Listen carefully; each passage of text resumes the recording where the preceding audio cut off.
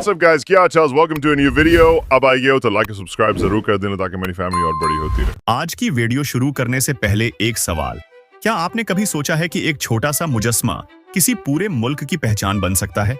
एक ऐसा मुजस्मा जो समंदर के किनारे चुपचाप बैठा हो, लेकिन दुनिया भर से लाखों लोगों को अपनी तरफ खींच ले।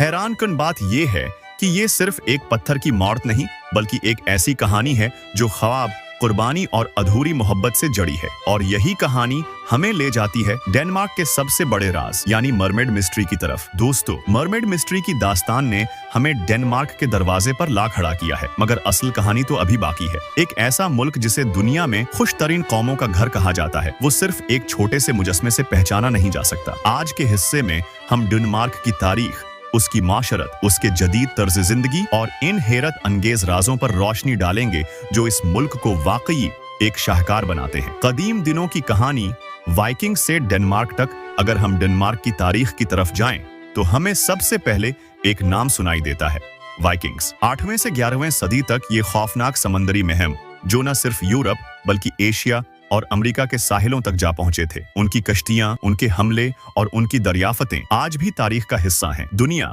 उन्हें डाकुओं के तौर पर भी याद करती है, मगर हकीकत यह है कि उन्हीं वाइकिंग्स ने तजारत, सफारतकारी और दरियाफ्तों के जरिए डेनमार्क के लिए बुनियादें रखीं। वक्त गुजरता गया और वाइकिंग्स के दौर की शिद्दत धीरे धीरे खत्म होने लगी। 11वीं सदी में डेनमार्क एक मुनज़्ज़म बादशाहत के तौर पर अभरा और आज भी यहाँ बादशाहत मौजूद है। दुनिया की सबसे पुरानी मुसलसल चलने वाली बादशाहतों में से एक क्वीन मार्गरेट भी उसकी अलामत है, जो सिर्फ एक मुल्का ही नहीं बल्कि अपनी आवाम में बेहद मकबूल शख्सियत भी है। डेनमार्क का सादा मगर मजबूत निजाम डेनमार्क को समझने के लिए हमें उसके माशरती ढांचे को देखना होगा। ये वो मुल्क है जहां वेलफेयर सिस्टम यानी अवामी सहूलतों का निजाम दुनिया भर में मिसाल समझा जाता है। यहाँ सेहत की सहूलतें तकरीबन मुफ्त हैं, तालीम यूनिवर्सिटी की सतह तक फ्री है और बेरोजगारी की सूरत में हुकूमत अपने शहरियों को सहारा देती है। डेनमार्क की एक और बड़ी खूबी है बराबरी, इक्वालिटी। यहाँ अमीर और गरीब के दरमियान फर्क बहुत कम है। बड़े बड़े सीईओ भी आम मुलाजमीन की तरह साइकिल पर दफ्तर आते हैं। यहाँ माशरत में स्टेटस के बजाय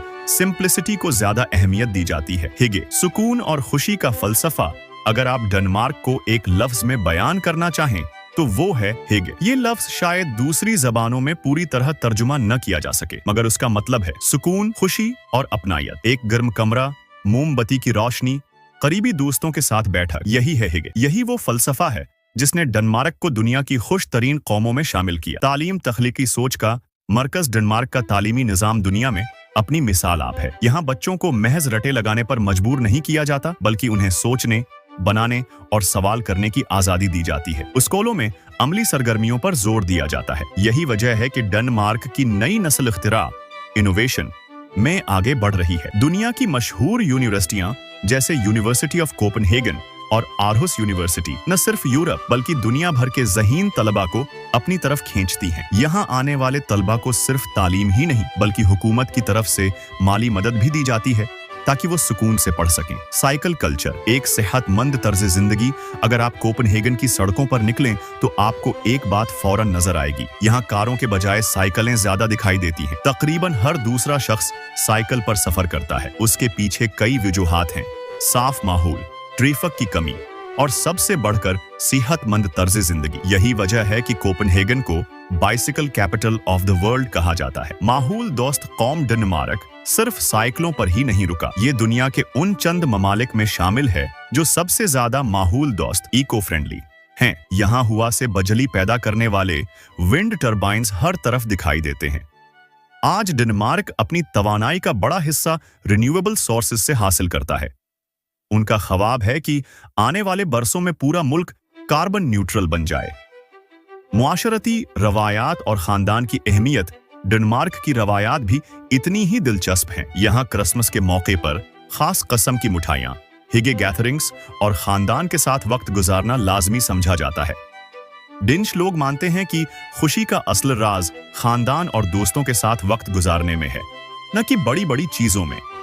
डेनमार्क के छिपे हुए राज और दिलचस्प बातें। अब आते हैं चंद ऐसे पहलुओं पर जिन्हें सुनकर आप हैरान रह जाएंगे। डेनमार्क दुनिया का वो मुल्क है जहां जेलें खाली पड़ी हैं।